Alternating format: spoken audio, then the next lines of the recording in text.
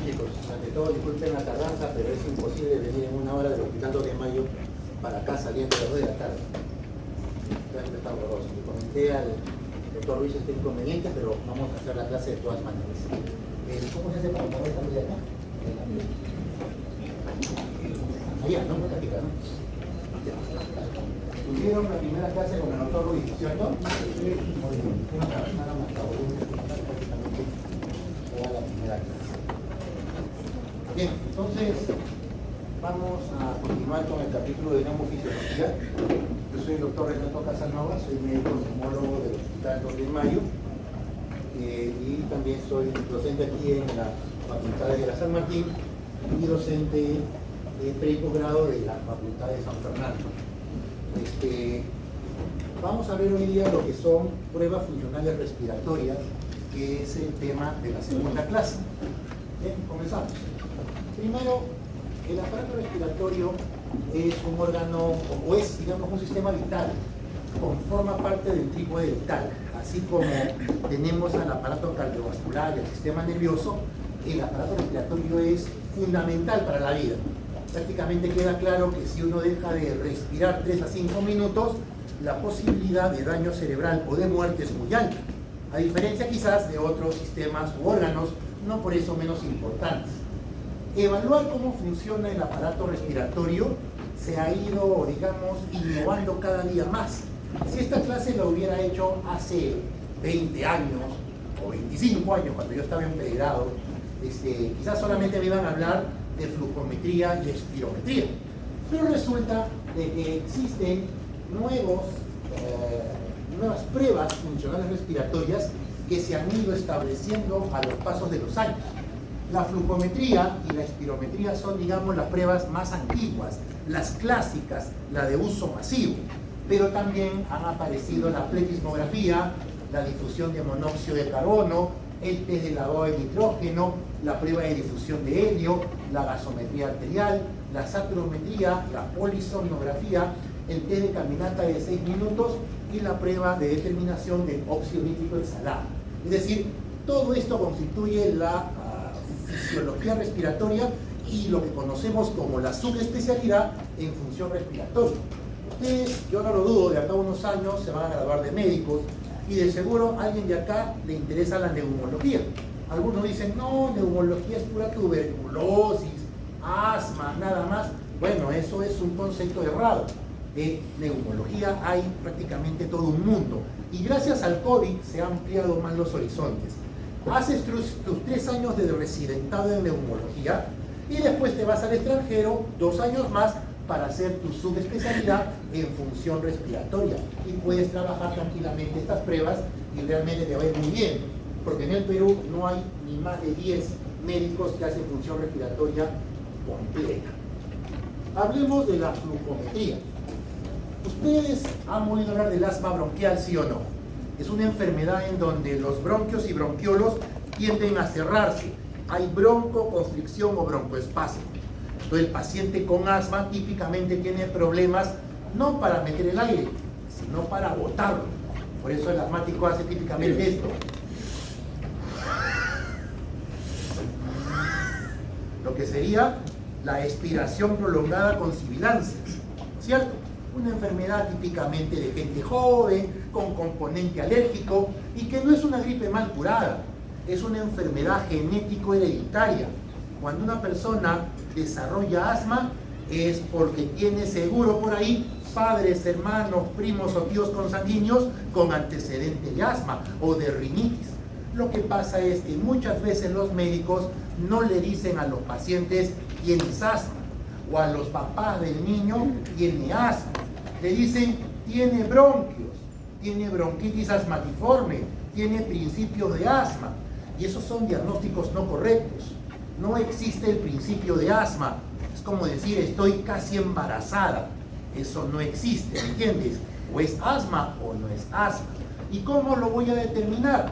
Probablemente examinando los antecedentes familiares, los factores de riesgo. Doctor, mi hijo cada vez que hay cambio de clima, cada vez que se resfría, cada vez que carga al gato, cada vez que se toma 2 gaseosas, se le cierra el pecho, doctor. Ah, caramba. ¿Y mejora cuando le aplican inhaladores o lo nebulizan? Sí, doctor, mejora. ¿Y cuántas veces lo han nebulizado en su vida? Doctor, más de 10. ¿Y le han dicho que es asma? No, doctor, es principio de asma. Entonces, ¿cómo hago yo para determinar si realmente es asma o no? Recurro a las pruebas funcionales respiratorias. Una de ellas es la flujometría. En la flujometría el paciente lo que hace es, primero, que esté con una ropa ligera, que esté tranquilo. Este es el flujómetro, es un dispositivo mecánico de plástico que tiene adentro un pequeño diafragma que está unido a una flechita y ahí está, digamos, la regla que fija o mide la cantidad de flujo que el paciente hace. El paciente va a tomar aire, se va a colocar la boquilla en la boca, como ven acá, y va a soplar con fuerza. Al soplar, empuje el diafragma y mueve la flechita hasta un determinado valor, en litros por segundo. Y yo voy a apuntar, por ejemplo, que la primera vez me salió, pongámosle, 300. La segunda prueba me salió 400. Y la tercera prueba me salió 350. ¿Qué hago? Hago el promedio aritmético, la suma entre 3, y obtengo el valor real. Ahora, ¿cómo saber si está normal o no el paciente? Resulta que para función pulmonar en general existen valores predichos.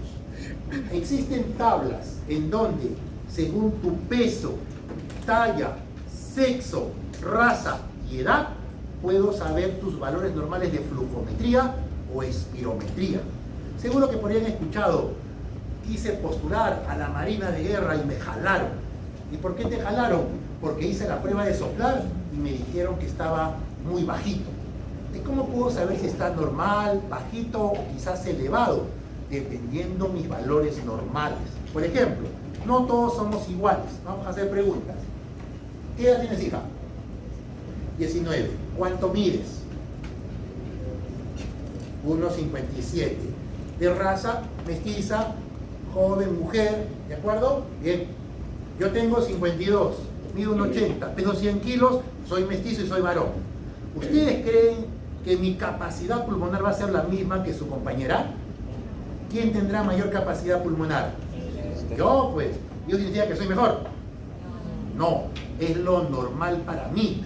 ¿Entienden? Si para ti lo normal es 3 litros, para mí lo normal es 5 litros.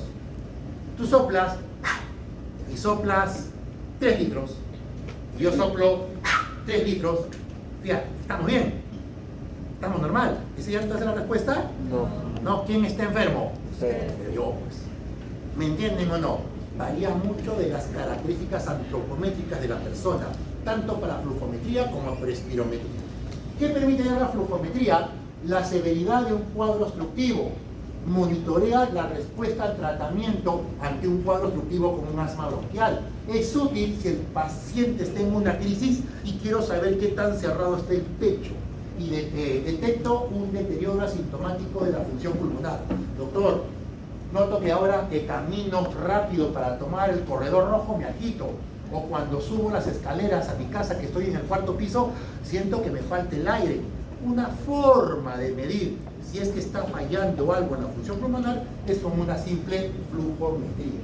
El problema de la flujometría es que es muy limitado. Esos son los flujómetros. ¿Cuánto cuesta un flujómetro? Entre 50 a 80 soles. Y cada paciente se lo puede comprar. A todo asmático que yo veo en la clínica o en el hospital, le pido su flujómetro, que haga la inversión. ¿Y qué le digo al paciente?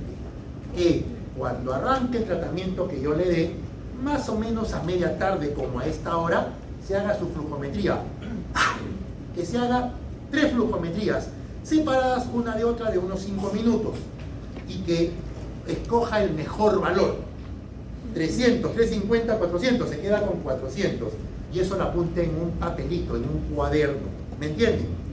Cuando viene a verme al mes, yo le voy a preguntar: señora María, ¿cómo está? Aquí, doctor, más o menos. Me dio usted el inhalador, estuve muy bien, pero hace unos días vino a visitarme mi hija que estuvo resfriada y se me ha cerrado el pecho. Veo su cuaderno y veo que estaba 400, 400, 400, 350, 300, 200, 250, 220, 180 y después otra vez 300. Noto que hay una caída en la curva, ¿sí o no? Entonces coincide con la desmejoría o deterioro de síntomas. qué le digo? Ah, ya, seguramente se le ha cerrado el pechito a raíz del cuadro viral. Pero si agarra el paciente y me dice, doctor, sigo mal, veo que lo normal es 400, y está en 400, 300, 200, 250, 200, 250, 200, no mejora. Entonces, ¿qué debería hacer? ¿Cambiar el inhalador? No. Lo primero que debo saber es si lo está haciendo bien. Porque a lo mejor hace esto. Y se lo traga al estómago. Y después, ¿qué te dice, doctor? Su inhalador me genera gases y me arde el estómago. Y no lo sabe hacer bien. Y yo tengo que explicarle, no señora, usted abre la boquita, coloque el inhalador, cierra sus labios y cuando apriete, inhala lento y profundo. Saca y cuente mentalmente hasta 10 y lo bota. Le explico. Y a lo mejor el otro mes viene y viene con sus valores todos en 400. ¿Me entienden o no? Eso es muy importante. Antes de cambiar un medicamento, fíjate que el paciente lo esté haciendo bien. La otra prueba es la espirometría. Espiro significa aire, aliento. Metría significa medición del aliento. La primera espirometría, o los primeros hallazgos de espirómetros datan del siglo XV. ¿De acuerdo? Es decir, es una prueba aparentemente antigua, pero ha ido lógicamente cada vez innovando. La espirometría es una prueba básica, dinámica de estudio de función pulmonar. Por ejemplo, muchos de ustedes se van a hablar de médicos y muchos de ustedes les encanta la milicia y dicen, no, yo quiero asimilarme en la Fuerza Aérea, yo quiero asimilarme en la Marina de Guerra, en el Ejército, yo quiero ser oficial. Ustedes saben que como médicos pueden llegar a ser generales o contraalmirantes. Somos de las pocas profesiones que permiten llegar a cargos muy altos. Pero para que te puedan aceptar en una Fuerza Armada, tienes que tener entre todo espirometrías excelentes, no buenas, excelentes.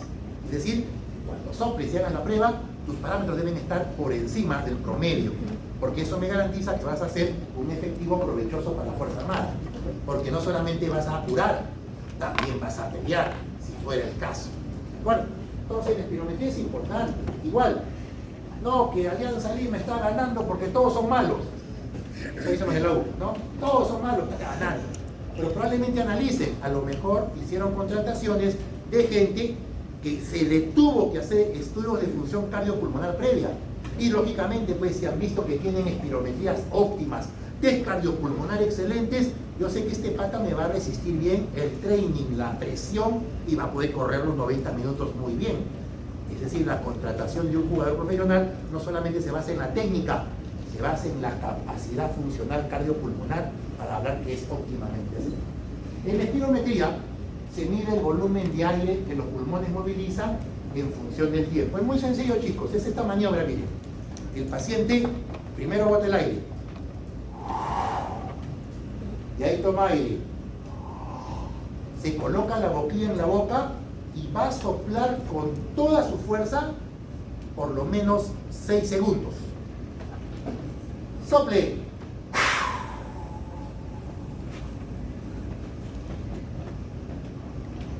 Cuenten, ¿ah?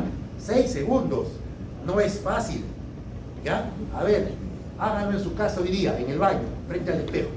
Tomen aire y bótenlo con su cronómetro en 6 segundos. Les apuesto que más de la mitad no llegan ni a 4.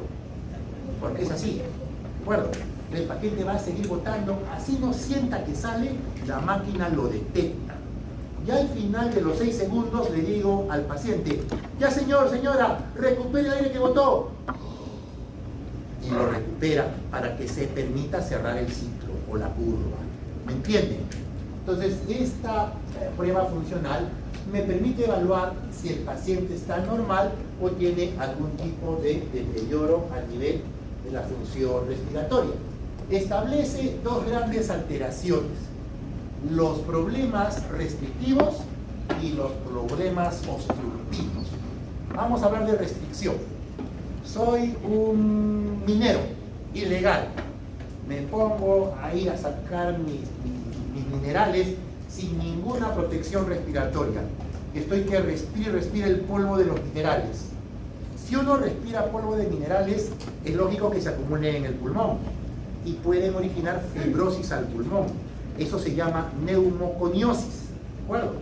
Resulta que los mineros que no usan protección Al cabo de unos años, 20, 30 años, ya comienzan a presentar falta de aire, tos, y sienten que ya no tienen la capacidad ni la vitalidad de hace unos años.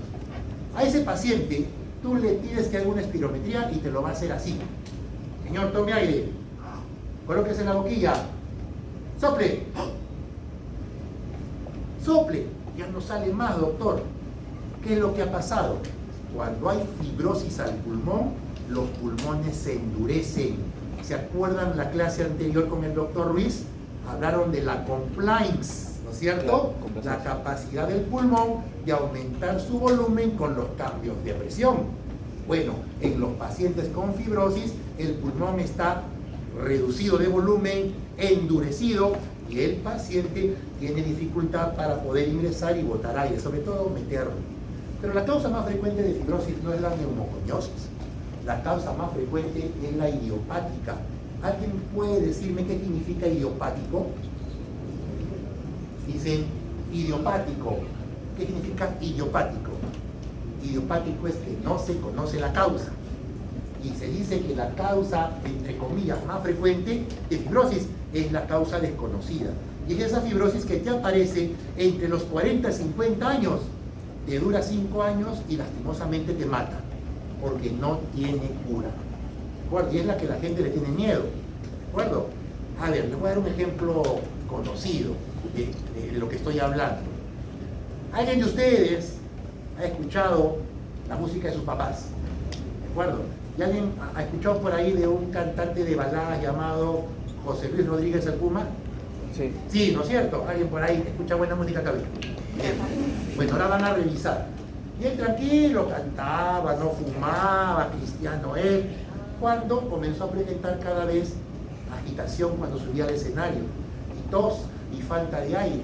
Le tomaron unos estudios, unas imágenes, y se encontró que estaba desarrollando fibrosis. El hombre es millonario, el hombre ha comprado todas las medicinas habidas y por haber, y hasta hace unos años ya tenía que estar con oxígeno. Pero sigue vivo ahorita. ¿Y por qué creen que sigue vivo? Porque tuvo que hacerse un trasplante bipulmonar. Es decir, sacar los pulmones fibrosados y ponerle los pulmones de un cadáver compatible para que siga viviendo. Lo bueno que lo hizo en Estados Unidos, donde los sistemas te lo cubren. Pero si tú quisieras hacer aquí en el Perú lo mismo, no te baja de tu medio palo verde, de tu medio millón de dólares, mínimo. Y lastimosamente solamente lo hace la Seguridad Social por el momento. Ese es el problema.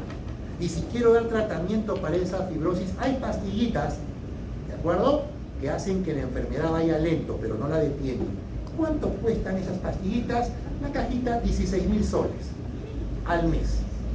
¿Me entienden entonces lo sombrío del pronóstico? Tranquilos, hay otras fibrosis que no son tan malas, pero las puedo determinar funcionalmente con un espirómetro. Problema obstructivo. No, doctor, yo soy un chico moderno, yo no fumo, yo vapeo. Yo vapeo, ¿ya? O tengo mi cigarrillo electrónico, ¿ok? Ya saben que el fumar, vapear, lo que sea electrónico, lo que quieran, está confirmado como causante de enfisema, cáncer del pulmón, bronquitis crónica y asma. Más que todo deterioro del control del asma. Lo que pasa es que el vapeo fue creado como una alternativa al tabaco, entre comillas más saludable, pero no es así, pues. Porque si tú vas a la casa donde venden vapeo, te venden las esencias. Hay vape de vainilla, de coco, naranja, mandarina. ¿De dónde creen que da el olor y el sabor? Pues son esencias artificiales.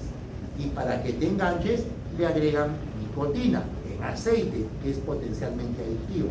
Y al final el chibolo siente que se acaba el vape y ya está, algo me falta, y tiene que ir a comprar más. ¿Me entiendes? Parte del negocio. Bueno, ese paciente a la larga, tú le vas a decir que tome aire, que lo bote en una espirometría, y su espirometría va a salir obstructiva. Es decir, el paciente toma aire, cuando lo bota,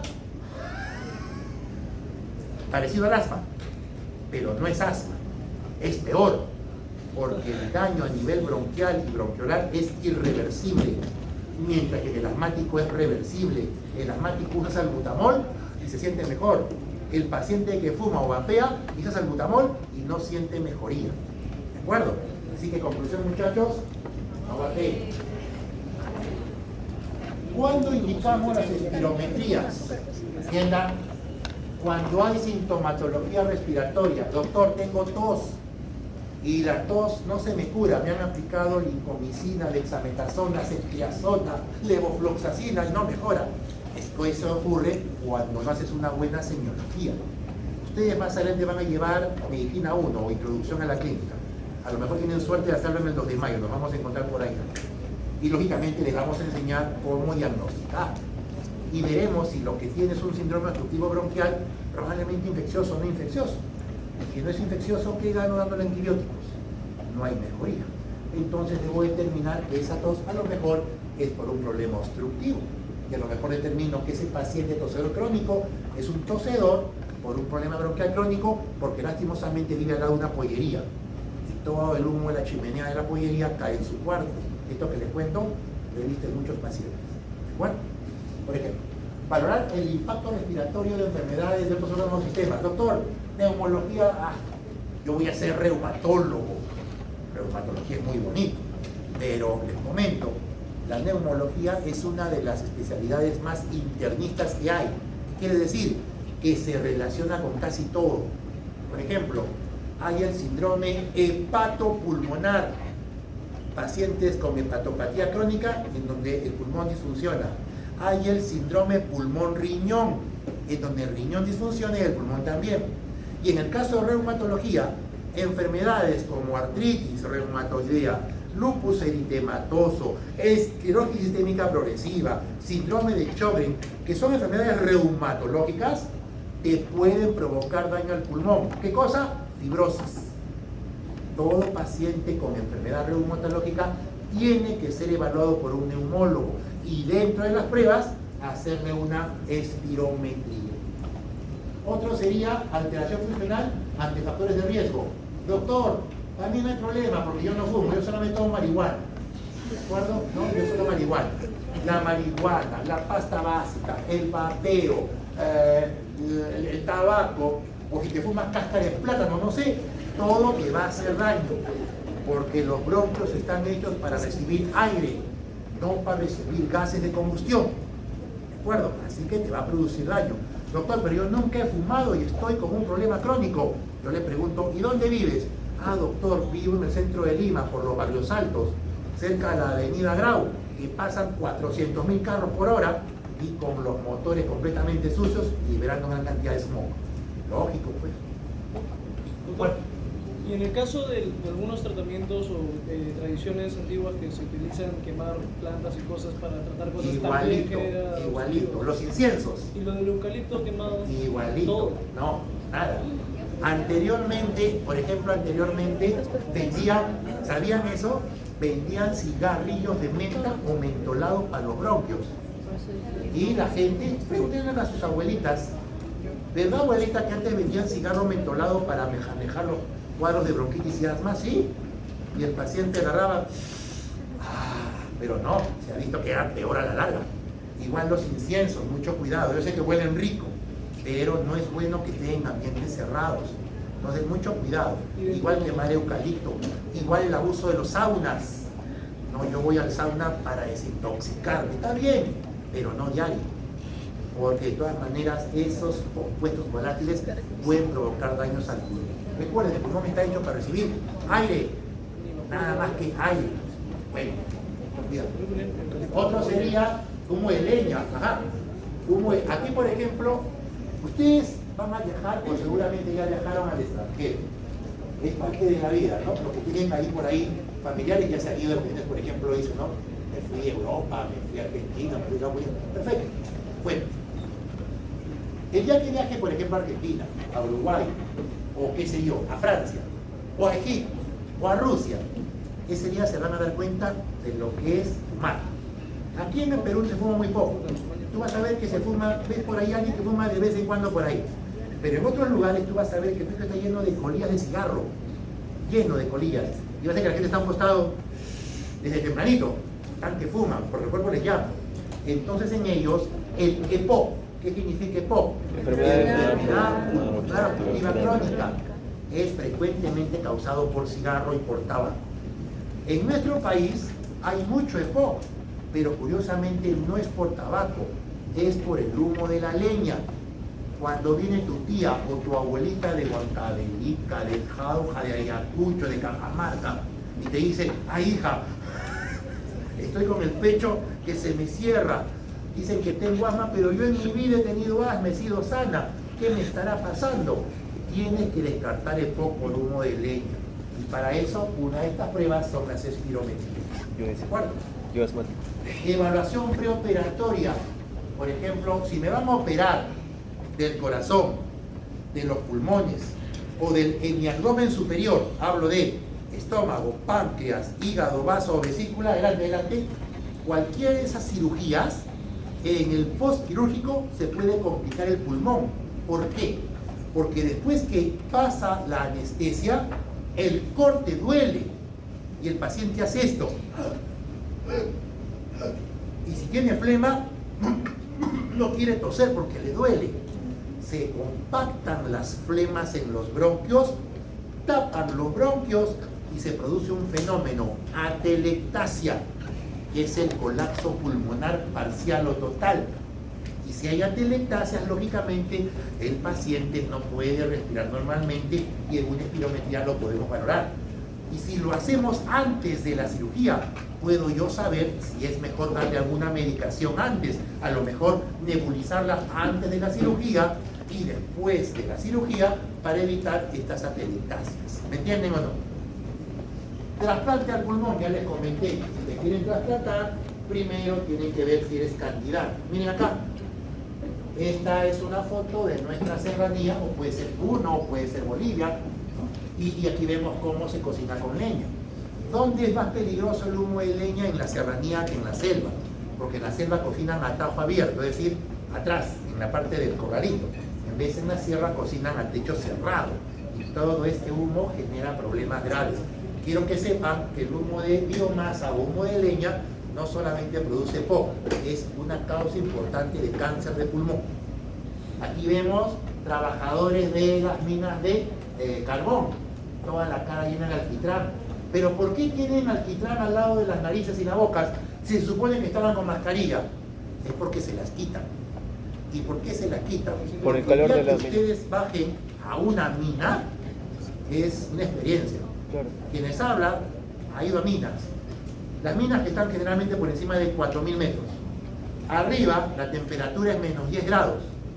Abajo es 40 grados. Sí, es súper caliente. Medio kilómetro bajo tierra. Quema es un ambiente húmedo y claustrofóbico.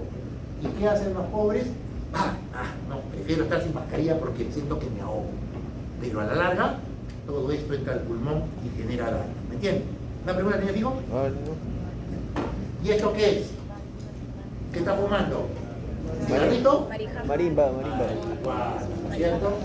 Lo que me gustaba. Aquí vemos también espirometría en pacientes mayores que van a ser tributarios de cirugía mayor, evaluación preoperatoria para cirugías, como les dije, cardíacas, pulmonares, torácicas o del abdomen superior. Evaluar función respiratoria para problemas médicos legales. Voy a preguntar a los que están chateando, los que están ahí chateando, tiktokeando en mi clase. Vas con tu camiseta de la U, ya voy a poner a los de la U ahora, ya no lo de Alianza, ya, porque soy nazista, voy a poner a la U. Vas por camiseta de la U, tranquilita por Matute, y en eso te ve la barra de Alianza y te agarra a patadas. Y agarran a los responsables de tu agresión, y tú haces una denuncia, y dices, ellos me han pateado. ¿Qué es lo que tú quieres? Justicia. La justicia implica pagar penalmente, pero también una indemnización judicial. Entonces, ¿cómo sabré yo si esas patadas realmente te han provocado daño o no en tu pulmón? Una radiografía, pero también una espirometría. Y si en la espirometría veo que tu función pulmonar se ha visto alterada y tiene relación con las patadas, pues te tienen que indemnizar más. ¿Me hago entender? Es decir, también se usa para lo que sería medicina. Respuesta terapéutica frente a fármacos en ensayos clínicos. Doctor, yo quiero ser investigadora. Perfecto, excelente.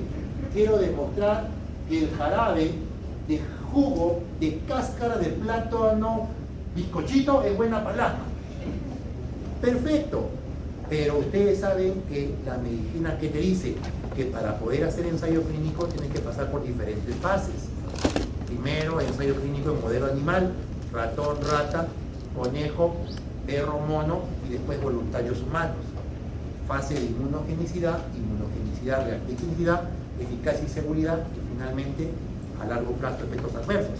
Mínimo para que una molécula salga 5 a 15 años. Así es lo que es la medicina seria. Entonces, si yo creo que ese juguito de plátano me va a ir bien, pues se lo doy a un grupo de personas, lógicamente ya lo probé en animales, para ver si realmente le abre o no le abre el pecho. ¿Me entienden o no? Le hago espirometrías prejuguito y posjuguito, para ver si es que le abre el pecho. Y por último, estudios epidemiológicos para evaluar patología epidemiológica. Ahora, la espirometría tiene contraindicaciones, es decir, no deberías hacerlas.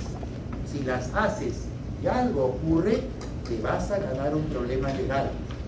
Como yo les estoy diciendo, chicos, ¿cuántas facultades de medicina hay hasta el momento? ¿Cuántas hay? Buenas noches. Pasa. ¿Cuántas facultades de medicina hay? ¿Tienen idea? 31. ¿Cuántos médicos salen al año? 5.000. ¿Cuántas plazas laborales hay en el mercado peruano? 2.000. Así que de 5.000, solo 2.000 conseguirán chamba. Y el resto se quedará su chamba. Porque así es. Te quedarás tu chamba, pues harás tu TikTok, ¿no? Las arrugas y haces tu chamba. Está bien, es algo lícito, legal. Todos hemos pasado por eso. Pero ¿a quién creen ustedes que van a contratar? ¿A los mejores o a los mediocres para abajo? A los mejores.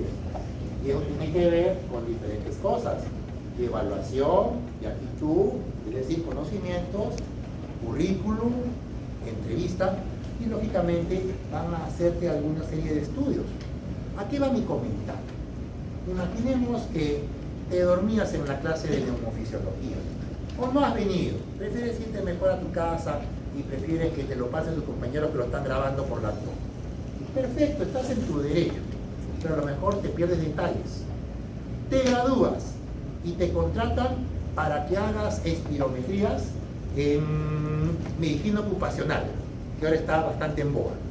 Bien, llega el paciente. Bien, señor, le voy a hacer una espirometría.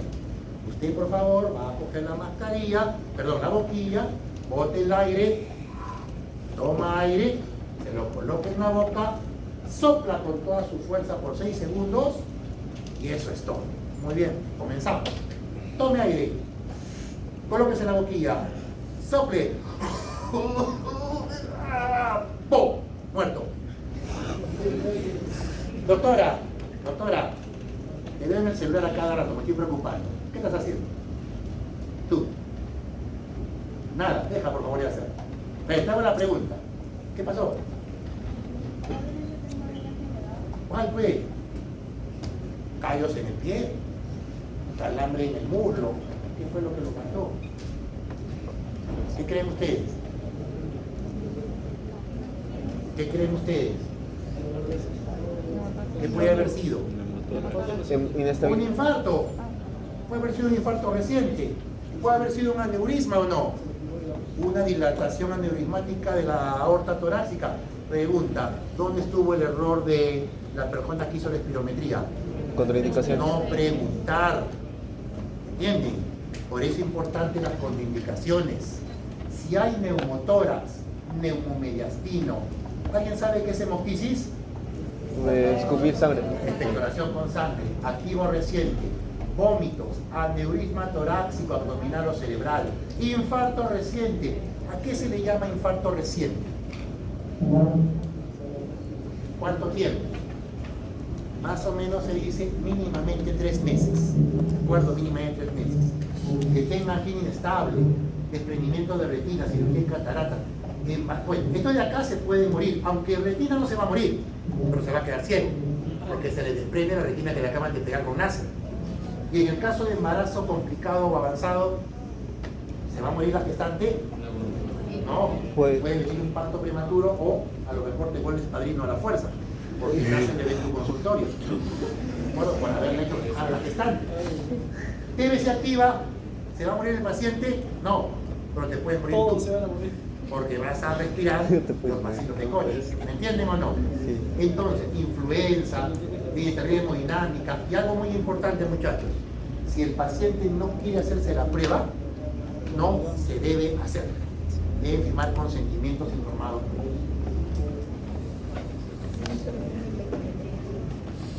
Ustedes no han llevado radiología, ¿no es cierto? Recién me están arrancando. ¿Ustedes qué ciclo son? Quinto ciclo. Ah, no están tan, yo pensé que eran segundo. Quinto ciclo. Bien. Pero, ¿qué órgano es? Corazón. ¿Esto qué es? Pulmón. ¿Izquierdo o derecho? Izquierdo. ¿Y este? Derecho. Pero, ¿qué diferencia ven entre uno y otro? La cantidad. La cantidad. Agarrarse la mano. No tenga miedo. Agarrarse la mano. ¿Qué? ¿Están iguales? El tamaño. No. ¿Este cómo está? Más oscuro, ¿no? Más oscuro. Aquí se ve la trama vascular y bronquial. Aquí no se ve. ¿Por qué? Porque este es el pulmón derecho. Esto parece un globito desinflado y lo que está aquí adentro es aire. Esto se llama neumotórax. Se ha metido aire a la pleura y colapsó el pulmón. Sí, soy. Aquí está contraindicado hacer una espirometría. Angina de pecho o infarto al corazón reciente o hemoptisis o un aneurisma, el paciente no debe pujar porque en la espirometría uno puja, hace fuerza. Puede venir un sobreinfarto o una complicación de la aneurisma. Por eso es importante hacer la disquisición haciendo las preguntas. ¿Me entienden o no? De verdad. ¿Y qué son relativas? La contraindicación relativa es aquella en donde yo la puedo, digamos, subsanar y si hago la espirometría al final.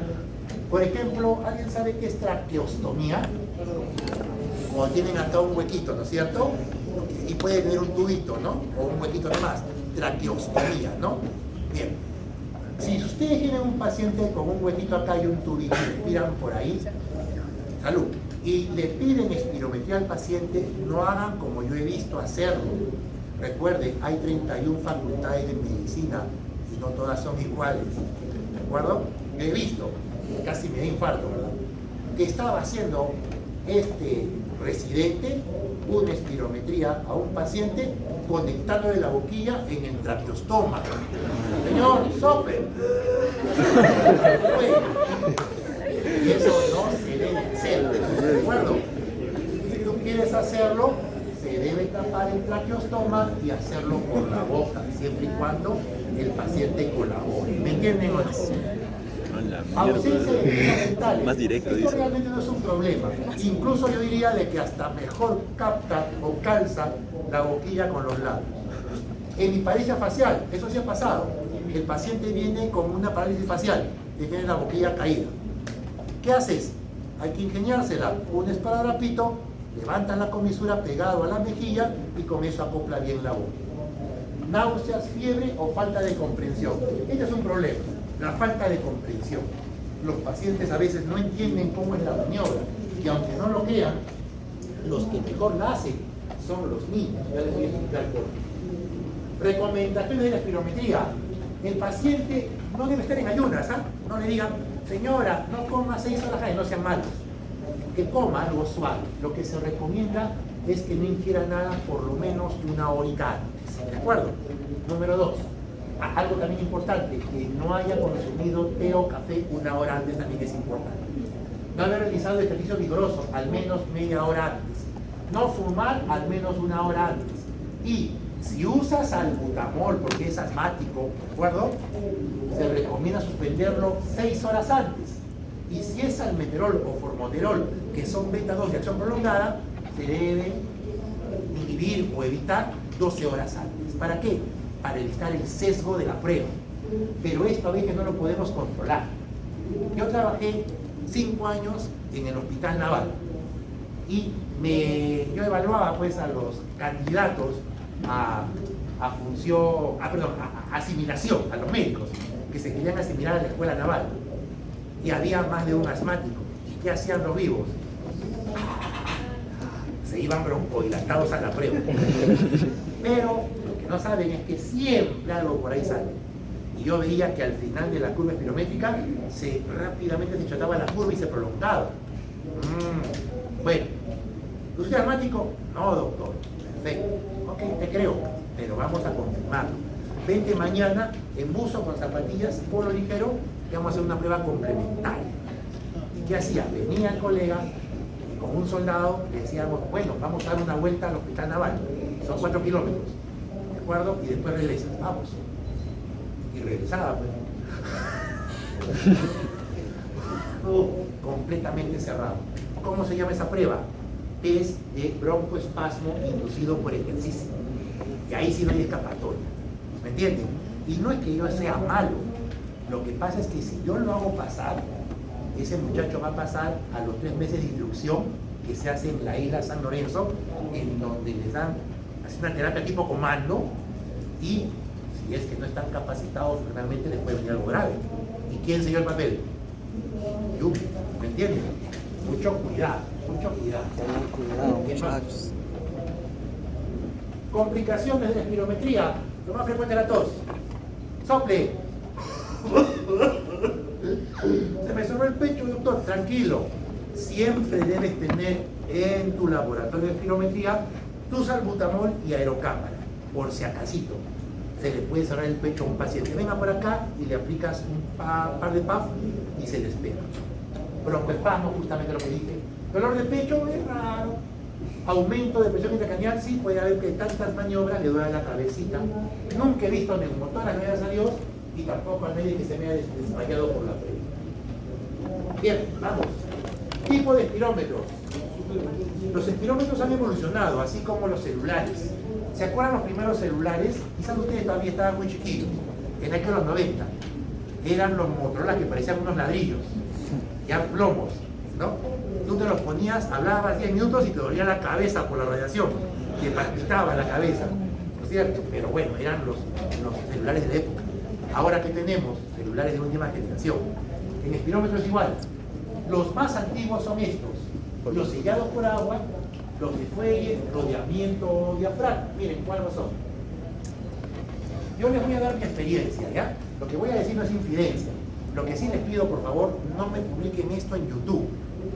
Por favor, porque ya he visto que han publicado mis clases en YouTube las conversaciones anteriores. No, queda para ustedes, ¿ya? Porque yo puedo hablar cosas que a lo mejor llenan de susceptibilidad de alguien. Y alguien se ofende. Primero, corría la década de los 90. Corría cuando yo estudiaba pregrado en San Marcos. Y llevamos el capítulo de función. Lo mismo que están llevando ustedes ahorita. Pero en esa época, ¿qué espirómetro teníamos allá?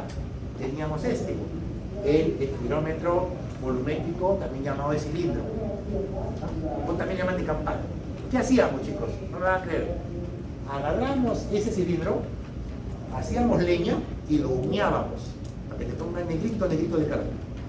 Nos íbamos a la parte de atrás de San Fernando del Jardín Botánico y por ahí había un gallinazo, ¡pim!, le arrancamos una pluma en la cola. O si había una pluma, se la agarrábamos una pluma.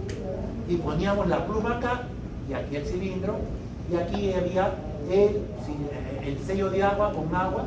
El paciente o el alumno soplaba acá, se elevaba el pistón, y a medida se elevaba el pistón, esto generaba trazados, y esto iba girando de manera circular y se iban armando curvas, ¿me entienden? Entonces esos fueron, digamos, los prototipos antiguos. Actualmente, tanto en la San Martín como en San Marcos ya no hay eso, está en el Museo de Historia ya, ¿no? Ahora son espirómetros computarizados. ¿Ya hicieron la práctica o todavía no? Sí. Sí, son espirómetros computarizados. Y soplas y se ve en tiempo real las curvas, ¿no es cierto? Muy bien, estos son los primeros entonces, los de campana, o fuelle. Y estas son las curvas que te arrojaban estos espirómetros antiguos. Bien, todavía sirve, ¿ah? Miren aquel láser. Cuando yo tomo aire y boto, se llama volumen tidal, o volumen de aire corriente, o volumen corriente. ¿Cuánto es? Aproximadamente medio litro. Pero lo real es que es de 8 a 10 mililitros por kilo de peso. Su compañera pesaba 50 y tantos. Yo peso 100. Así que mi volumen tidal es 1 litro y de su compañera salud es medio litro. Y es lo normal. ¿Me entienden o no? Pero vamos a dejarlo en medio litro. Miren, hago esto.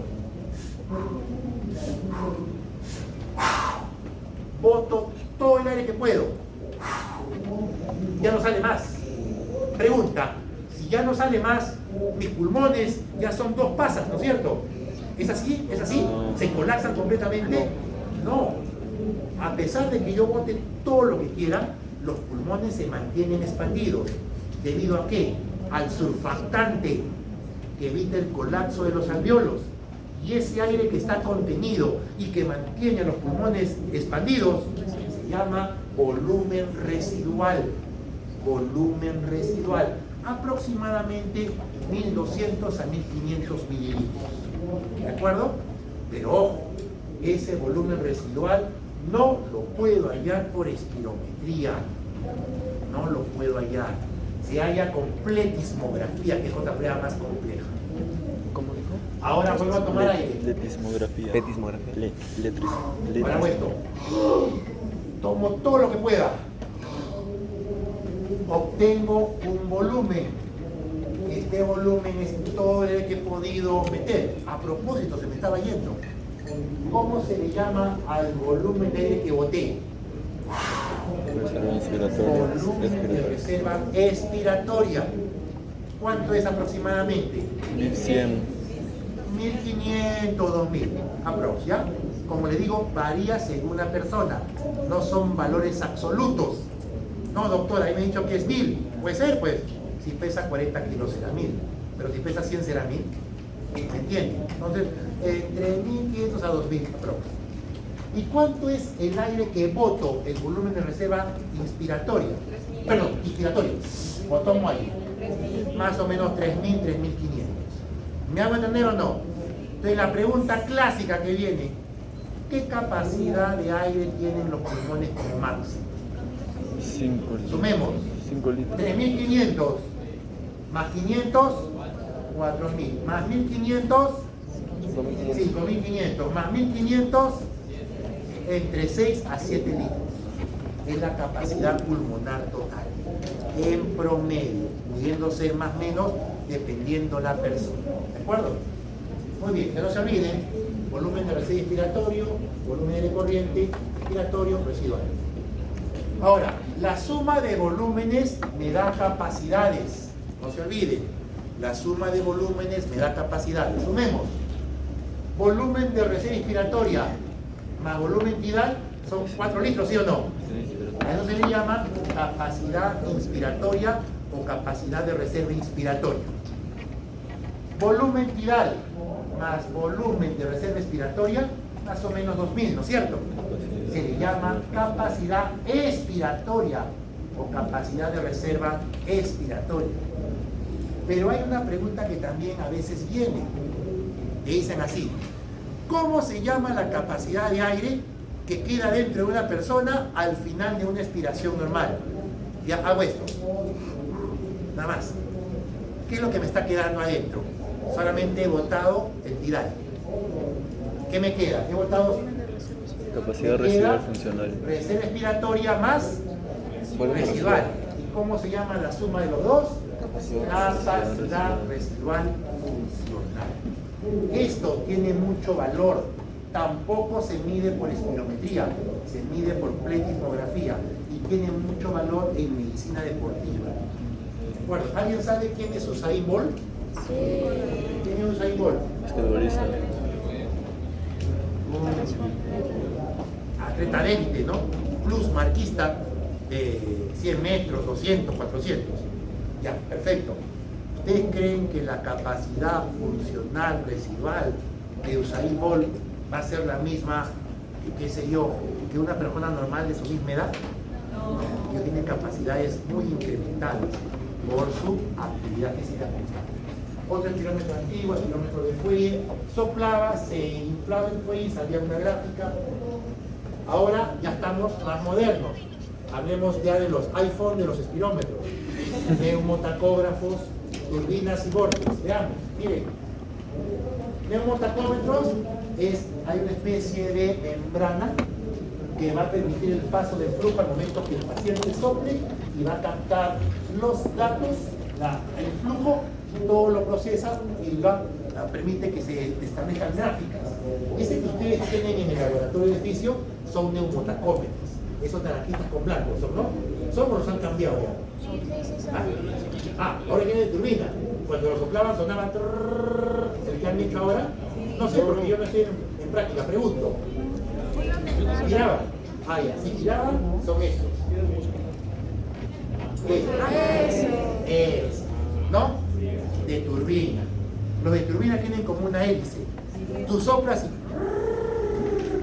¿no es cierto? Ya. Neumotacómetros y turbinas son los más modernos que hay. ¿Cuánto cuesta? Entre $3,000 a $10,000. Promedio. ¿De acuerdo? Nos vean. Espero que ninguno se haya caído. Bien. La espirometría computarizada, por lo tanto, es una prueba de función pulmonar que actualmente se usa muchísimo. Y lo hacemos con los espirómetros computarizados. Ahora, les comenté, ¿por qué la maniobra en sí a veces es complicada para los adultos? Porque no entienden, a veces no colocan bien la boquilla, meten la lengua, a veces le dice, señor, sople.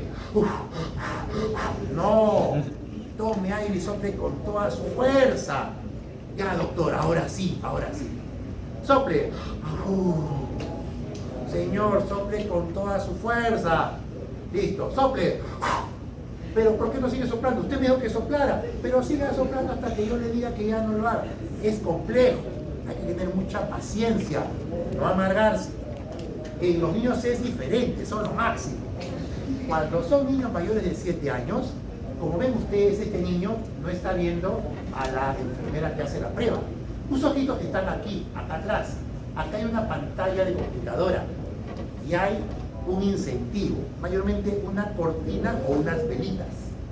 ¿Y qué le decimos al chibolo? Mira, hijo, si soplas y apagas las 5 velitas soplando, te llevas esta manzana. Y el chibolo se raja con tal de llevarse la manzana y lo hace bien. Es decir, hay un incentivo. Estoy pensando en hacer un incentivo para adultos, pero ¿qué le ponemos? ¿Velas? Otra cosa le pondremos, ¿no?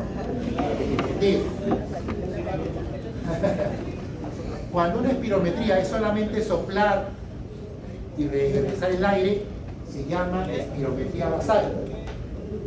Cuando la espirometría es soplar, escuchen, regresa el aire. Le aplico salbutamol o bromuro de hipatropio. Espero 15 a 20 minutos y vuelvo a soplar para ver qué tanto se abrieron sus bronquios. Se llama espirometría con reversibilidad beta 2 o también se le llama test de broncodilatación. No se olviden. Y la otra sería la de broncoconstricción. Si lo hago al paciente correr o lo nebulizo con histamina o metacolina, que aquí en el Perú no se hace porque no tenemos el real. Muy bien, chicos, ya vamos a acabar. Material necesario, una habitación acondicionada, que esté ventilada. ¿Por qué hay que al paciente pesar y tallarlo?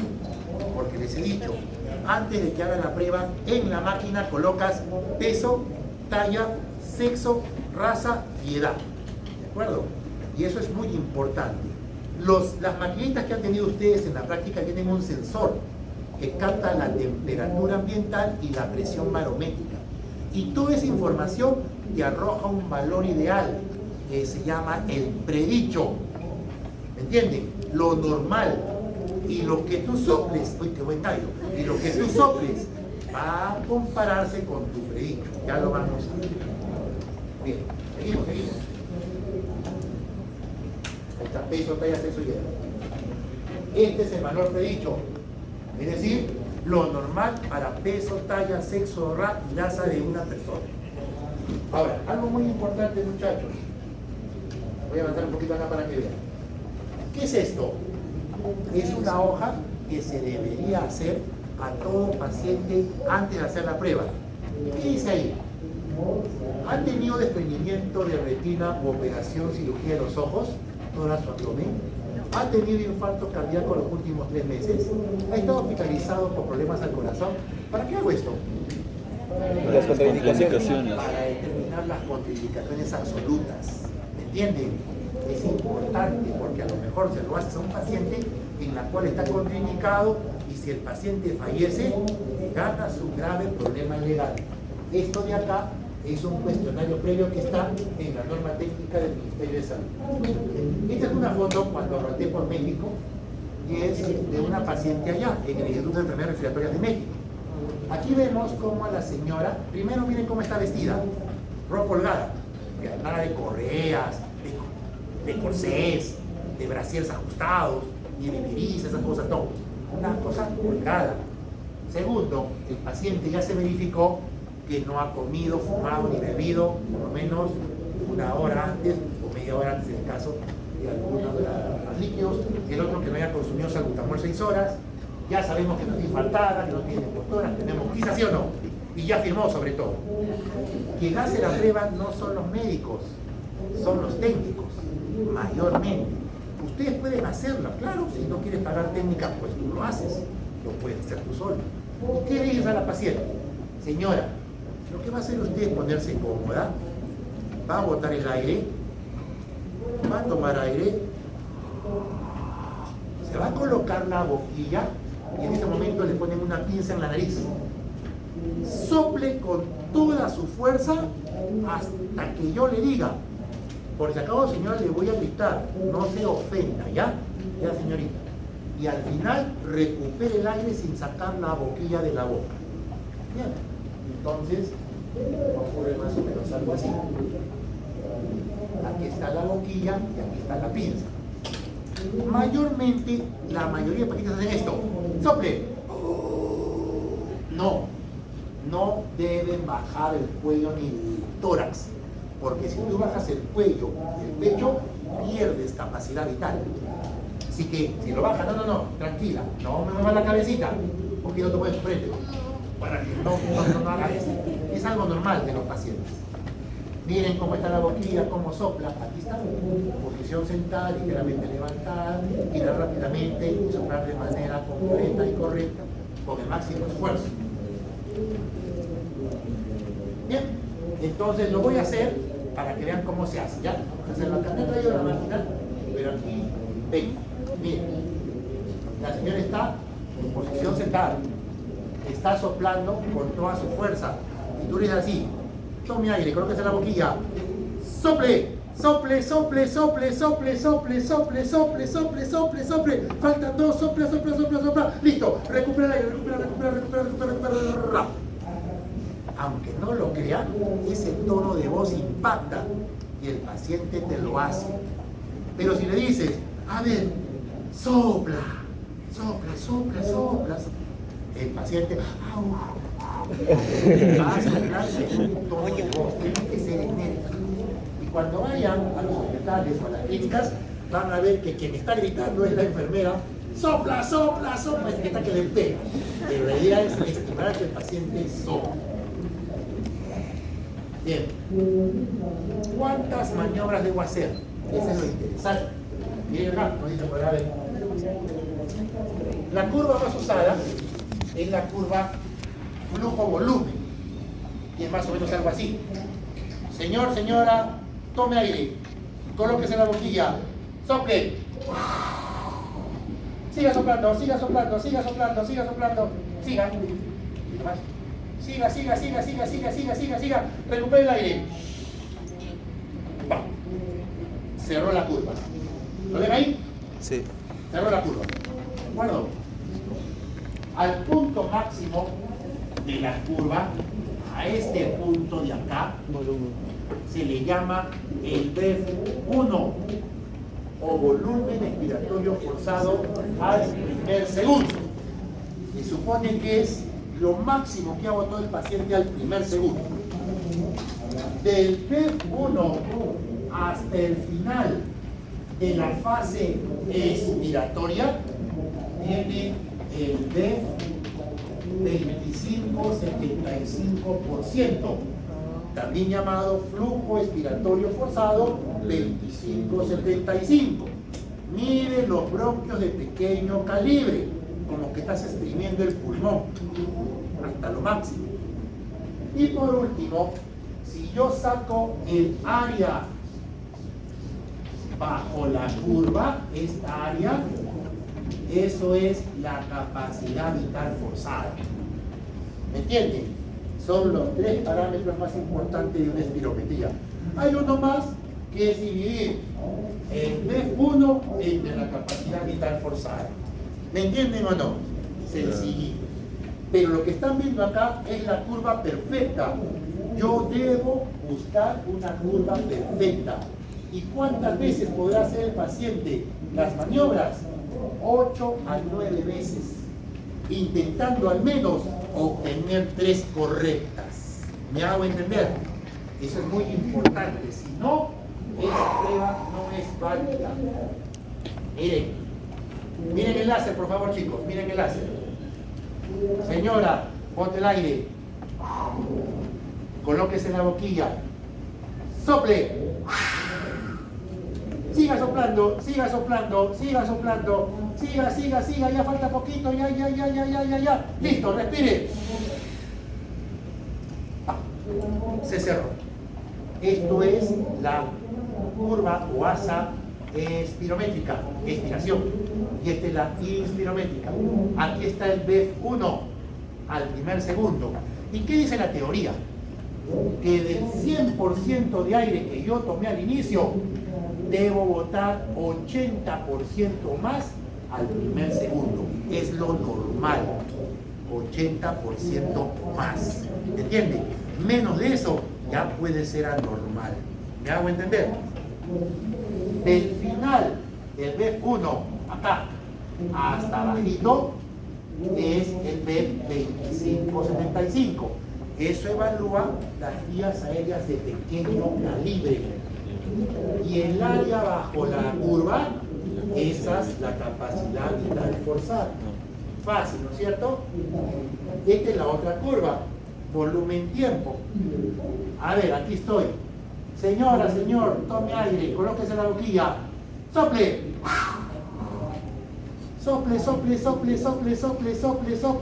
Sople. ¡Listo! Recupere el aire. Miren.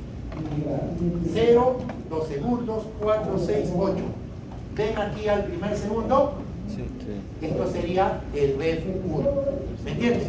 Y después vamos avanzando hasta el sexto segundo. Aquí en teoría ya está la capacidad vital forzada, que es todo el aire que el paciente usa.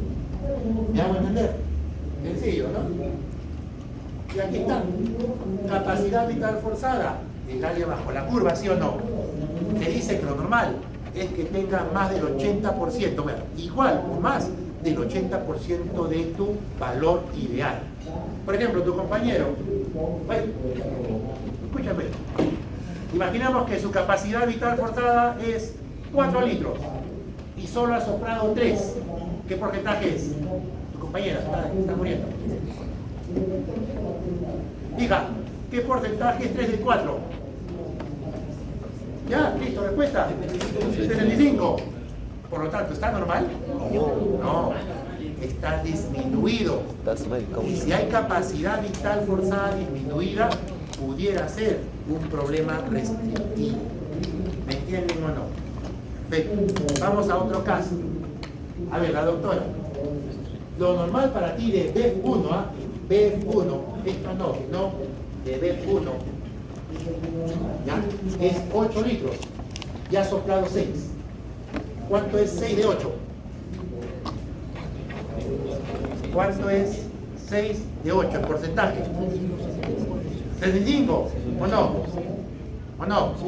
Sí, igualito. Pero en el caso de ella, es BEF1.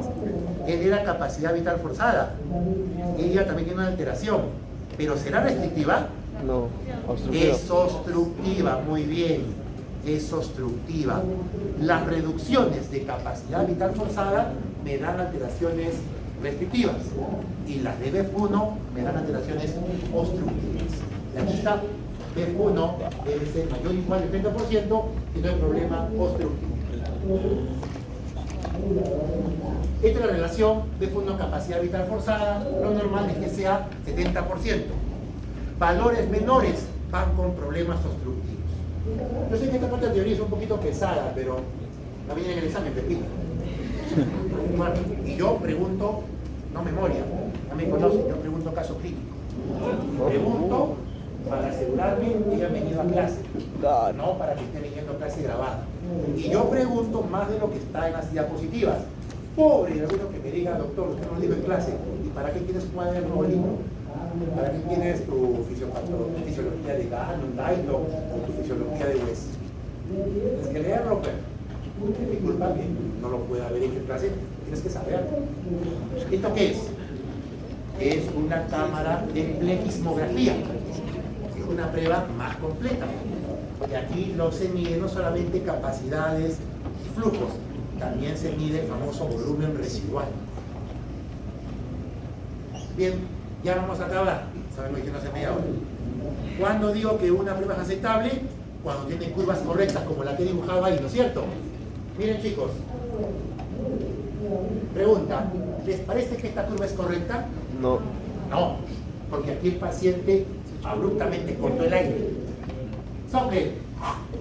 Señor, ¿qué pasó? No, se me acabó el aire. No, pero usted siga soplando. Esto se llama corte abrupto o cierre glótico. Este tipo de prueba no vale. Bueno, no vale. ¿Qué les parece esta? Señor, tome aire. Bote. ¿Vale o no vale? No vale. No es aceptable. ¿Me entiendes? No es aceptable. Acá, lo mismo. Bote aire. No vale. ¿Me entiende? Es por eso que hacemos hasta 9 maniobras buscando 3 que sean parecidas a esta. ¿Me entienden o no? Para que sean aceptables. Pero no solamente necesitamos que sean aceptables. Aquí otro, ¿no? Señora, señor, sople. Más fuerte. Allá. No, pues. Sopla fuerte desde el inicio, no a la mitad de la maniobra. ¿Me entienden? Esto, ¿y por qué les digo esto, muchachos? Porque hay 31 facultades de medicina, nuevamente, y algunas de ellas hacen pruebas de esta calidad y lo peor de todo, las interpretan.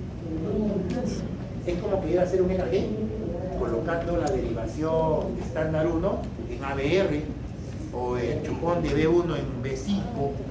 ¿De acuerdo? ¿Dónde se coloca el chupón de B5? Igual, doctor Ruiz, ya no me responde, ¿sabes? ¿Dónde se coloca el electrodo de B5? Precordial 5. Nadie me mira. A ver, voy a preguntar al que está con el celular. A ver, ¿quién está con el celular prendido? Ah, qué milagro, ninguno. Ahora, ya llevaron cambio, ¿no? Ah, no llevaron César, claro. Ese es el intercostal. Claro.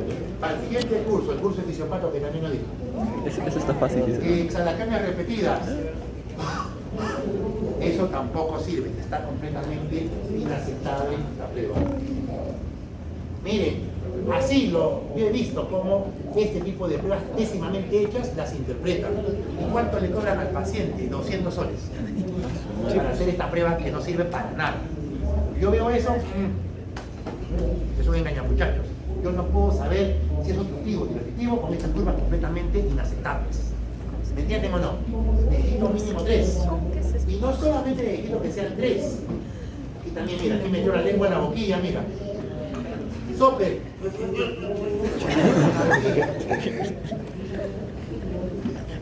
No solamente debo aceptar 3 buenas, tengo que ver que sean las 3 repetibles. Miren cómo sería repetible, se voy para acá.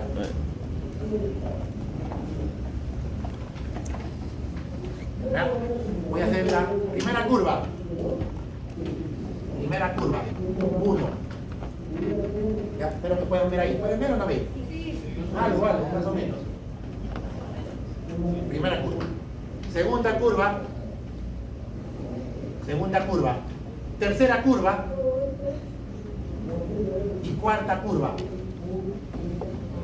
Tengo 4 curvas. 4 curvas. Está un poquito oscuro, vamos a venir un poquito para que puedan ver. De esas 4 curvas, ¿cuál descarto? La tercera. ¿No es cierto?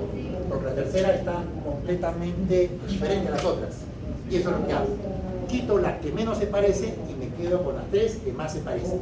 Eso se llama reversibilidad, o también se le llama repetibilidad el término. Repetibilidad. Repetibilidad. Curvas repetibles. Repetibilidad. Ahí también, repetibilidad o reproducibilidad son sinónimos. Repetibilidad o reproducibilidad. Y aquí podemos ver 3 curvas que son parecidas, aunque si son observadores, ¿qué ven ahí en una de ellas? Una, ¿Qué es esto? ¿Qué es esto? Dos. Entonces, me hubiera quitado, ¿no? Y pueden corregir a la bibliografía. Eso es lo mágico de la medicina. Aprendes y ya puedes tú juzgar a la bibliografía. Aquí yo hubiera quitado esta, porque hay 2. Pero bueno, este es el difícil. Bien, vamos a lo normal, muchachos. Aquí vemos 2 personas. Aquí vemos, vamos a saltearnos. ¿En qué ciclo llevan medicina 1? Séptimo. Vamos a pasarnos un año más. Nos vamos a un año, nos vamos al Hospital 2 de Mayo. Estamos en el aula Sergio Bernales, todos con su mandil blanco. Y voy a entrar a la clase. Esto es semiología. Muchachos, bienvenidos a la sede 2 de Mayo. Vamos a la primera clase de semiología o introducción a la clínica respiratoria.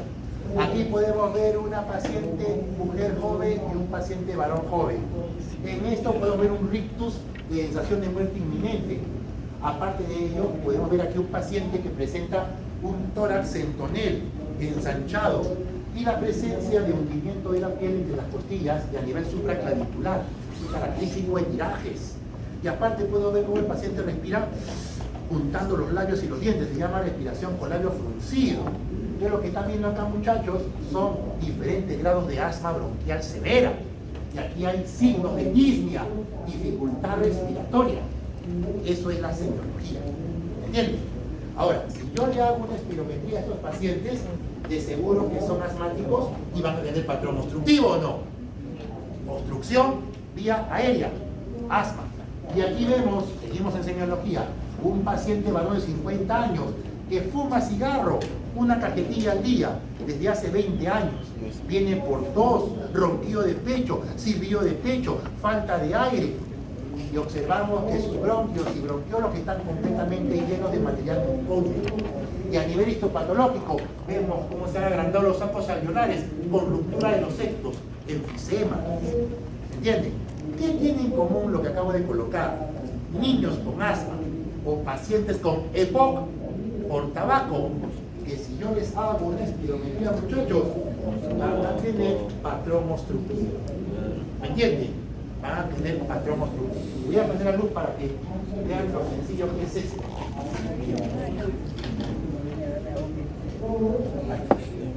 Hay notas por si acaso. ¿Quién es el delegado o delegada? No está, pero yo soy... Tú eres el subdelegado. Él es el... No vino la delegada. ¿Qué pasó? Está bueno, está bueno. Bueno, miren chicos. Miren acá.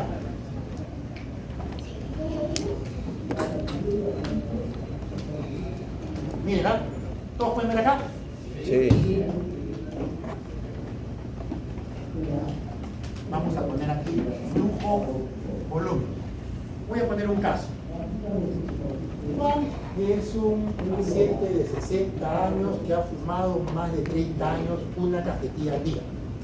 Viene a la consulta neumológica por tos, silbido del pecho y falta de aire. Se le examina encontrándosele sibilantes difusos.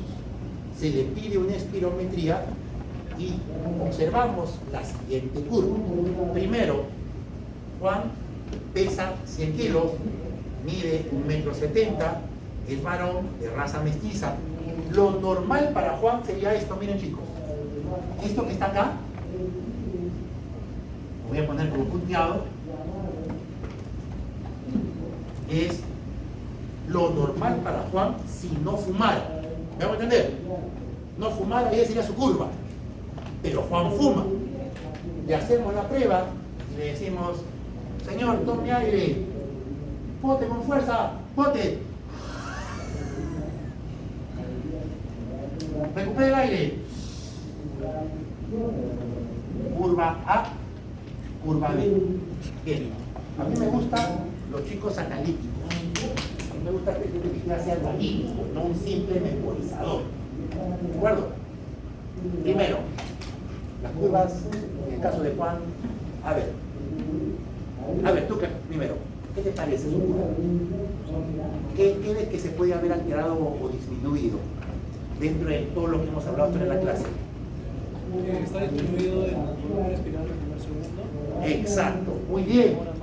Lo primero que observamos es lo normal es que aquí está su VEF1, ¿sí o no?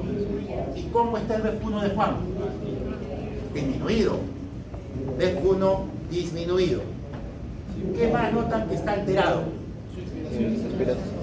¿Sí o no que el 25 debería ser más en pendiente? Y aquí se ha hecho como una concavidad, ¿sí o no? Concavidad del 25-75.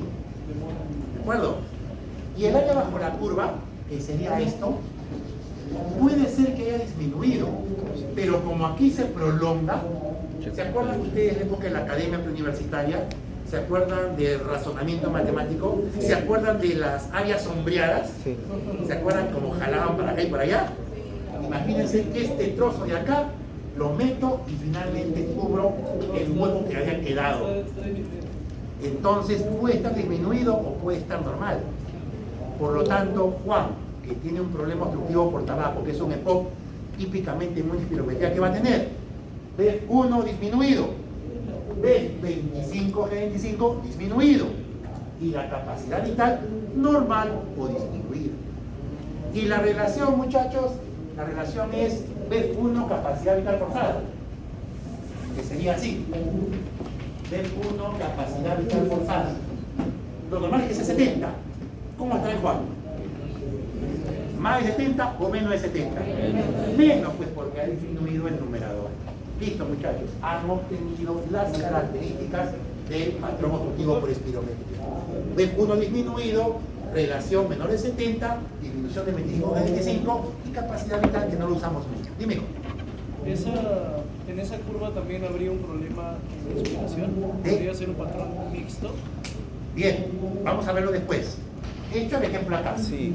Pero si Juan hubiera hecho esto, miren, ahora Juan ya no es un fumador. Juan ahora, sí, Juan ahora es un paciente que trabaja cuidando aves de corral, flujo volumen. Juan trabaja cuidando aves de corral, o a lo mejor es un animal lover. Tiene su caladito, su pollito, su patito, su gansito y su pequita. Y tiene llena la casa de aves. ¿Eso es bueno? No. En teoría no, porque las aves botan plumas. Y las plumas te pueden condicionar un tipo de fibrosis al pulmón, que se llama neumonítico de hipersensibilidad. Imaginemos que él tiene eso. Son pulmones fibróticos. ¿Ya? Entonces, lo normal para Juan sería esto. Lo mismo, punteado. Y ahora le digo a Juan, tome aire, bote con fuerza, y Juan hace esto. Esta es la curva de Juan. Es su curva. A ver, ¿cómo está el VEF1? Normal. ¿Normal? Patrón restrictivo. ¿Normal o puede estar ligeramente disminuido? Claro. ¿Cómo está el área bajo la curva? Muy disminuida. Entonces, lo típico en los problemas restrictivos es que esto esté muy disminuido y el VEF1 esté normal o disminuido. Y si hago la relación se mantiene normal o no. Porque ¿qué está disminuyendo? ¿El numerador o el denominador? Y si disminuye el denominador, el cociente aumenta o no. Es más de 70. ¿Me entienden o no? Patrón restrictivo. Y ahora vamos al tercer ejemplo que su compañero preguntó. Juan cría pollos y fuma. Oh, wow. Yo sé. Cría pollos y fuma. ¿Ya? Entonces tiene problema obstructivo y también problema de fibrosis. Así que hacemos la curva. ¿Cómo estás? volumen. Esto es lo normal de Juan. Lo ponemos punteado. Yo le digo, Juan, toma aire y sopla. Y mira la curva que me hace.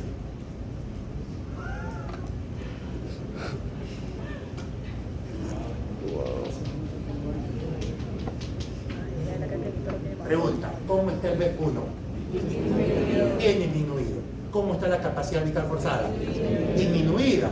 Por más que yo jale un poquito no lleno el hueco. Por lo tanto, ambos están disminuidos.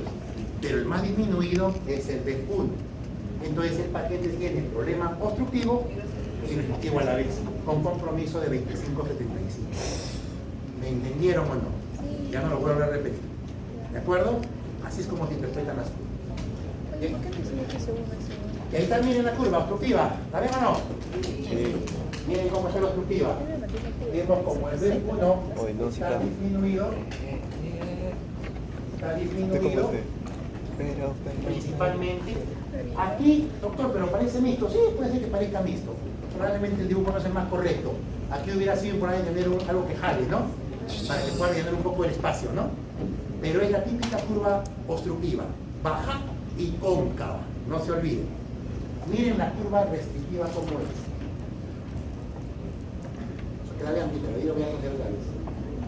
Miren. Restrictiva es como la miniatura de la normal. No hay concavidad de 25-75. Y el área bajo la curva jamás va a ser el área normal. ¿Me entienden o no? ¿Y cómo será la mixta? Chiquita y pequeña. Pequeña y cóncava. Obstruida. Uy, eso me hace recordar muchas cosas. Miren cómo es la mixta. Muchos ¿La ven? ejemplos, dices. Es chiquita y con concavidad. ¿Lo ven o no? Sí. Ok, perfecto. Retrocedemos un poquito. Bien, patrón obstructivo, por lo tanto, muchachos, vemos que hay BEF1 disminuido, la relación menor de 70 y disminución del 25-75. Y cuanto más disminuido esté el BEF1, más severa es el problema obstructivo. ¿De acuerdo? Doctor, ¿cómo puedo saber si una persona tiene asma o EPOC? Así como no todo lo que brilla es oro, no todo lo que silba es asma. Miren todo lo que genera sibilancias en el pulmón. Asma, EPOC. ¿Alguien sabe qué son bronquiectasias? Bueno, son dilataciones de los bronquios. Y eso ocurre en nuestro país mayormente por secuelas de tuberculosis. Hiperactividad bronquial, tuberculosis. La tuberculosis también silba. Si viene un paciente a la emergencia, allá, nebulízalo con 5 o 10 gotas de salbutamol. Y tú acostado ahí viendo tu TikTok o tu Instagram. A lo mejor era un BK positivo 3 cruces. Y estás que te inoculas e infectas en ese momento. También sirva la tuberculosis. Edema pulmonar. Sibila, la abuelita, nebulízala. Paro. Se murió. Uy, qué pena. Dios. No somos dioses, pues. Llegó muy mal la abuelita. Asma fatal. Pero ¿qué te faltó hacer? Evaluar y preguntar. Y a lo mejor vienen las hijas. ¿Cómo está mi mamá, doctor? Mi mamá sufre del corazón, ¿ah? Toma su ligoquín y su furosemida porque se le hinchan las piernitas. Y hace poco se le están hinchando más las piernas. El problema no era asma, era un edema de fluidos en el pulmón por un corazón débil. Y con el salbutamol que le daste, su pobre corazón terminó haciendo arritmia ventricular y paro cardíaco. Así que la causa no fue el asma, fuiste tú. ¿Entiendes? Laringitis y bronquitis también pueden dar, tumores y cuerpos extraños. Si alguna vez auscultas un pulmón y solo le sirve un lado, debe silbar los dos. Le sirve un lado y tiene más de 50 años, hay que descartar un tumor. Y si es niño y solo le sirve un lado, hay que descartar un cuerpo extraño. ¿De acuerdo? Uy, buenas noches. ¿Ya pasó? Allá. Listo. ¿Cómo hago la distinción de asma con EPOC? Les comenté. Espirometría inicial. Le aplico 4 papos de salbutamol y le hago una espirometría después de 20 minutos. ¿Y qué evalúo? Si mejora el BEF1 principalmente. Si el BEF1 mejora, ¿qué es esto, chicos? ¿Cómo se llama? Aerocámara. Aerocámara. Muchachos, yo he sido estudiante de medicina como ustedes. A diferencia, no sé de ustedes, fui el único médico de mi familia hasta hace poco. Por suerte ya tengo sobrinos y ya son médicos, me alegra mucho. Pero yo era el único en la época en la cual yo era. Eso es una bendición, pero también una maldición. Porque el día que había fiesta de la familia, todas las tías agarraban y me hacían preguntas médicas y querían recetas. Cuando yo recién estaba en tercer ciclo. Porque así es. Y te preguntan, y te dicen, hijo, tú que eres casi médico, te llevan los beneficios. ¿Ya? Le han dado Relocámara a tu primo que está con asma. ¿Cómo se usa? Explícame. ¿Qué le dicen? Y a la noche decir, no sé. Muchos dicen, no sé. ¿Me explico, no? Bien, es sencillo, chicos. Se coloca la boquilla en la boca del paciente, escuche, se aprieta y el paciente tiene que respirar 3 veces. Por la boca, lento y profundo, sin sacar la boca de la boquilla o la mascarilla. Si es adulto, pero si es niño, es solamente 2 respiraciones. ¿Me entienden? Y cuando usan el inhalador de frente, el paciente debe contar hasta 10, no hasta 30, como le dicen algunos. Doctor, no llego, me pongo morada. Claro, pues 30 es mucho. 10. Aguanta hasta 10 y lo bota suavemente. ¿Me entienden? Entonces, eso te lo digo porque les va a pasar. Lo que sí, por favor, muchachos, jamás prescriba. No se les ocurra. Les comento una anécdota. SOA, era un paciente con asma. Pésimo estado al hospital, yo era residente. Chiquillo, joven, como ustedes. Morado, asma casi fatal. Lo tuvieron que intubar. Al final salió el chico, salió. En eso hablé con la mamá. ¿Qué pasó, señora? Bueno, mi hijo está mal, estuvo con los bronquios. Pero por suerte, mi sobrino estudia medicina. Ah, ¿y qué le mandó un sobrino? Bueno, le dijo que era una inflamación a los bronquios y le mandó ibuprofeno. Pregunta, ¿qué es el ibuprofeno? Un antiinflamatorio, un esteroide. No llevaron fármaco todavía. Bien, van a llevar. Es un AINE. Y los AINES están contraindicados en los casos de crisis asmática. Porque los AINES bloquean la ciclooxigenasa, pero dejan libre la lipoxigenasa. Y se generan leucotrienos o potentes inductores de broncoespasmo. Y pueden ser causa de muerte por asma. Mucho cuidadito. Así que mucho cuidadito con prescribir si todavía está capacitado.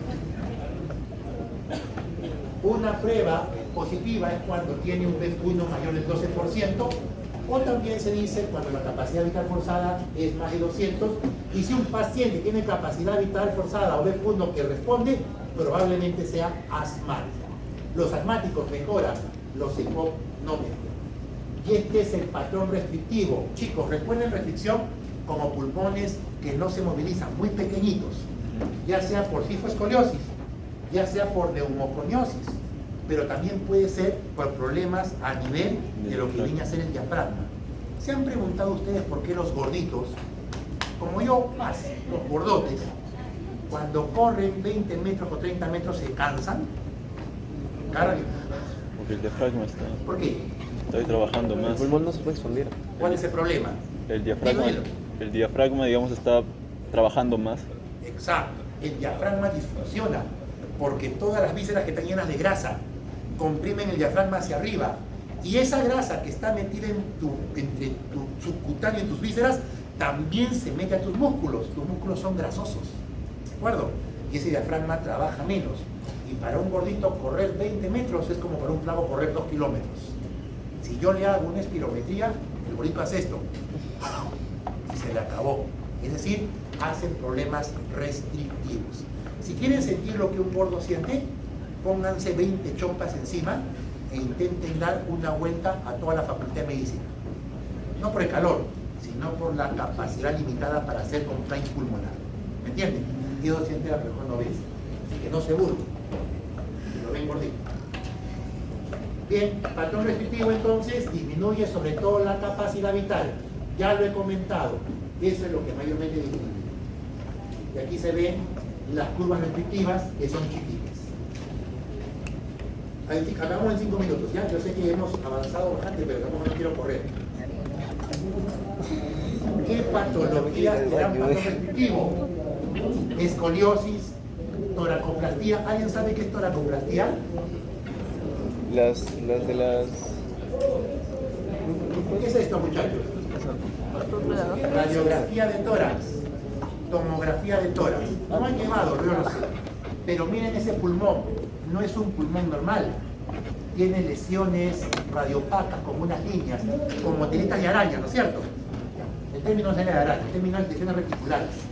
Es un paciente que se agita mucho, le falta mucho el aire, se cansa, va al mercado la mamá y siente que no puede más. Tú, si agarras un estetoscopio y le escuchas el pecho, vas a escuchar un ruidito como que estuvieras apretando papel metálico. O como que estuvieras agarrando un velcro o pegapega y lo estuvieras despegando. Si lo escuchas en la parte baja, probablemente tu mamá tenga fibrosis pulmonar. ¿De acuerdo? En la tomografía se puede ver mucho mejor el famoso patrón de queso suizo del pulmón. Y son pulmones rígidos. ¿Me entienden? Le hago una espirometría y me saldrán patrones restrictos. ¿No es cierto? ¿Qué más te puede generar patrón restrictivo? ¿Alguien sabe qué es el síndrome de Guillain-Barré? ¿Alguien sabe? ¿Ha escuchado hablar? Sí. Asociado, por ejemplo, ¿cómo comienza, chicos? El paciente presenta malestar general, probablemente fiebre, y después se da cuenta de que al caminar comienza a tener dificultad para la marcha, se siente muy débil, le duelen las pantorrillas, le duelen las piernas, a tal punto que a los pocos días ya no puede pararse. Después comienza ya a echarse porque tampoco puede mantenerse en pie. Y después comienza a agitarse cada vez más. En el Guillain-Barré, tus defensas comienzan a atacar las vainas de mielina de los axones de las neuronas motoras. Y ocurre una desmielinización ascendente progresiva hasta que llega a nivel de las raíces del frénico. Pregunta de Anato. Los nervios frénicos inervan al diafragma, ¿sí o no? Sí. ¿Cuáles son las raíces raquillas de los nervios frénicos? C3, C4 y C5.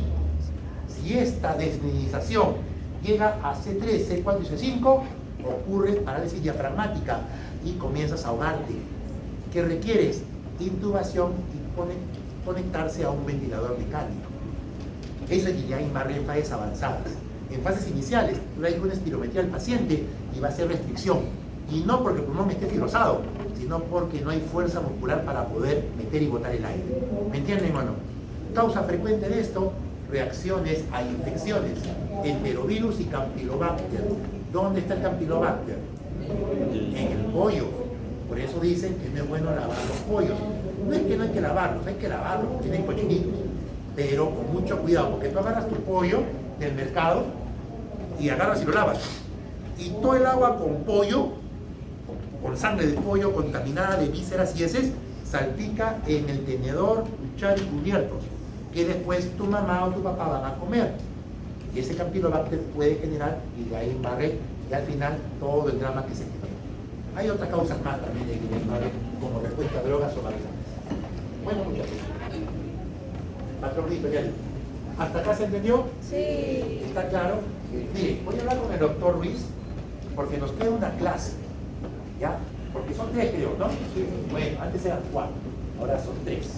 En fin, pero voy a tener que programar, aparte de la clase que viene el próximo viernes, una clase virtual, porque no me va a alcanzar el tiempo. Si ustedes se dan cuenta, ya ven cómo enseño yo. A mí no me interesa cumplir mi clase, me interesa que aprendan. ¿Y por qué?